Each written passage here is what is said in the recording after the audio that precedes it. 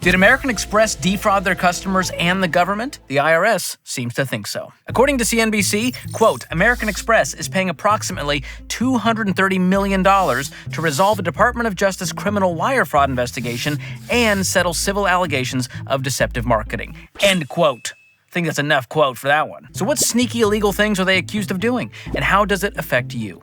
We'll talk about it in today's video. But first, click those like and subscribe buttons and share this with everyone you know who does business with American Express, because they might want to leave home without it. They're not calling me to do their ad reads, I'll tell you that much. You're not welcome here. Okay, here's the sitch. In 2018 and 2019, AMEX launched two wire payment products, Payroll Rewards and Premium Wire, which they marketed as a way for small and mid-sized businesses to score some tax savings. Customers were told that the wire payment fees were fully tax deductible as a business expense. They also told their customers that the membership rewards points they got in exchange for transactions were earned tax-free and therefore, quote, outweighed the true cost of the fees. But there was a huge tiny problem with that. Quote, American Express misled their customers by touting tax breaks that simply didn't exist. And that's according to the IRS's New York Criminal Investigation Division, aka IRS NYCID, this fall on CBS. Anyway, according to prosecutors, quote, incurring a wiring fee far in excess of that offered by competitors in the marketplace for the purpose of generating a personal benefit is not an ordinary and necessary business expense, which means those tax deductions were a no-go. It's kind of like if Chipotle charged you triple for guac and then justified it by telling you guac was tax deductible and came with some kind of membership rewards. Amex's own internal investigation in 2021 led to 200 employees getting the boot.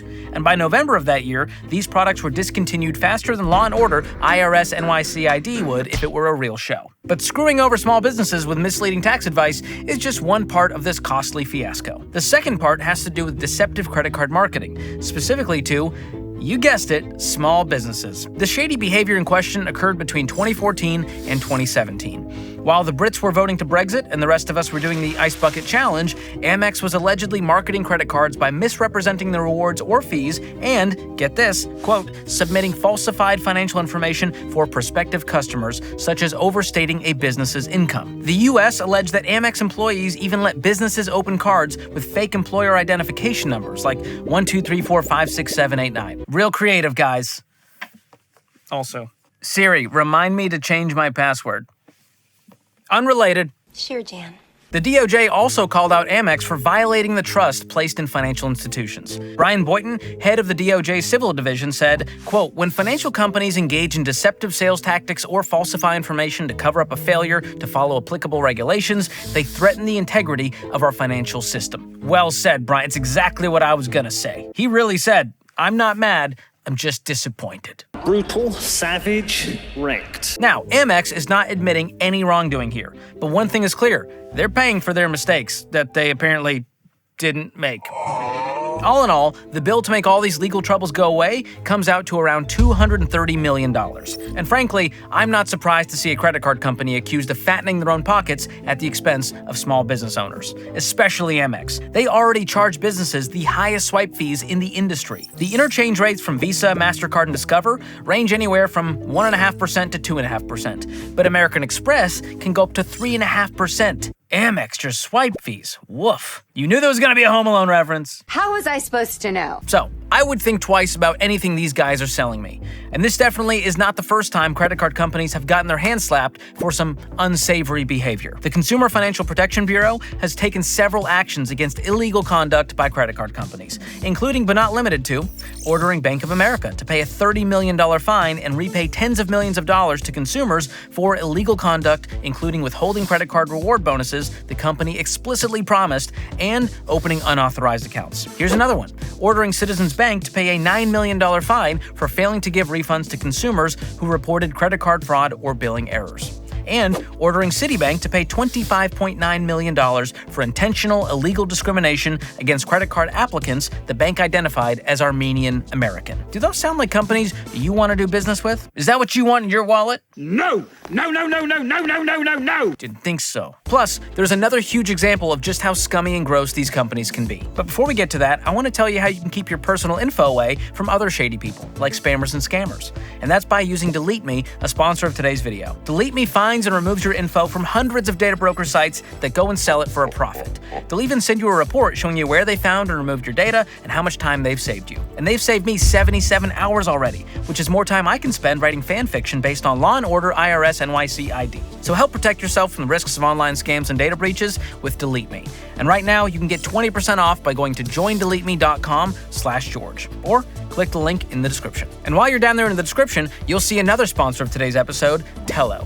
Tello has crazy affordable phone plans that get you the same reliable coverage and features as the big guys, but with pricing as low as $5 a month. And if you want to never worry about data limits like me, the Unlimited Everything plan is just $25 a month. And here's the cool part. There's no contract, you can upgrade or downgrade whenever you want, and you can do all of this from the comfort of your own home. And if you want to save even more, you'll get an extra $5 off your first month of the Unlimited plan by going to tello.com/George or use the link in the description below. That's tello.com/George. Okay, back to the shady credit card companies. Another example of their general scumminess is the way their rewards programs work. Credit card companies run thousands of experiments on consumers every year to get them to chase the carrot of rewards through more spending. And they are experts in consumer behavior. An ex-Capital One manager told me that these rewards programs are intentionally created not to bless you, but to screw you over and get you addicted to the measly rewards. And you think you're winning because you have thousands of points, but they can devalue those points at any time. So when you go to redeem them, you might think, oh my gosh, I'm getting a steak dinner tonight. But instead, you get a sausage biscuit at Bojangles if you're lucky. And you should be so lucky. No slander on Bojangles in this house. These biscuits, hey, God, I love you. And aside from the spending more to get rewards problem, there's an even bigger issue with the whole reward system itself. Recently, the Fed conducted a study to determine who pays for these credit card rewards, and what they found was more repulsive than the mystery liquid on the bathroom floor at IHOP. Please, God, be syrup. Please be syrup. Think it's the same thing they use to wipe down the tables? Why is everything sticky? It can't all be syrup. I'm watching you, IHOP. Here's a direct quote from the Fed. We estimate an aggregate annual redistribution of $15 billion from less to more educated, poorer to richer, and high to low minority areas, widening existing disparities. What they're basically saying is credit card rewards programs are like Robin Hood in reverse, robbing the poor to pay the rich. So if you've got credit cards in your wallet, it's worth asking yourself, is this the kind of system I want to be a part of and benefit from? Is this the game I really want to play for the rest of my life? Do I want this kind of poison in my financial waters? Now, I don't know about you, but I'd rather not be a part of this predatory system. And I know some of you are like, okay, George, what are we supposed to do? Just not use credit cards?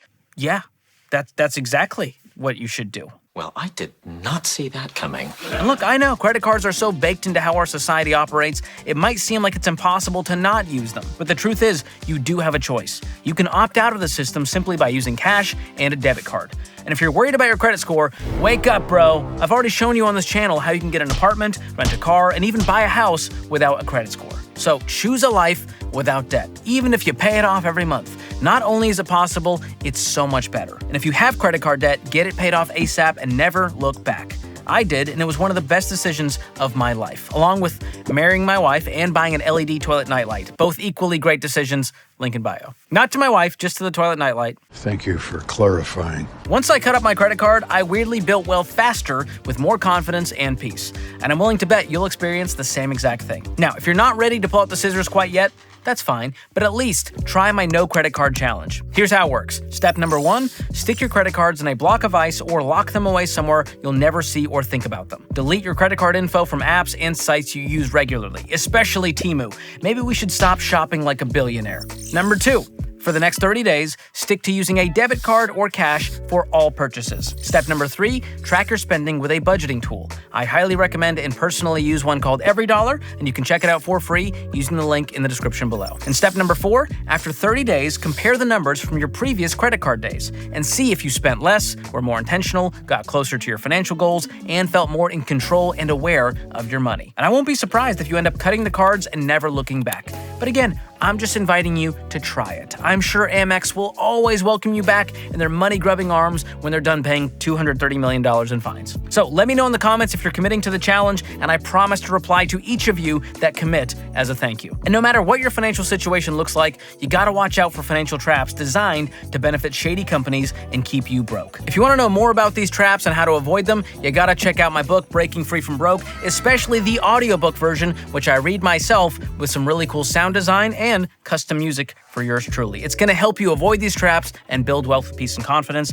I'll drop a link to the audiobook in the description below. And speaking of shady companies, keep watching this next video to see a predatory lender get called out for preying on low-income families. I'll drop a link to that in the description as well. Thanks for watching. We'll see you next time.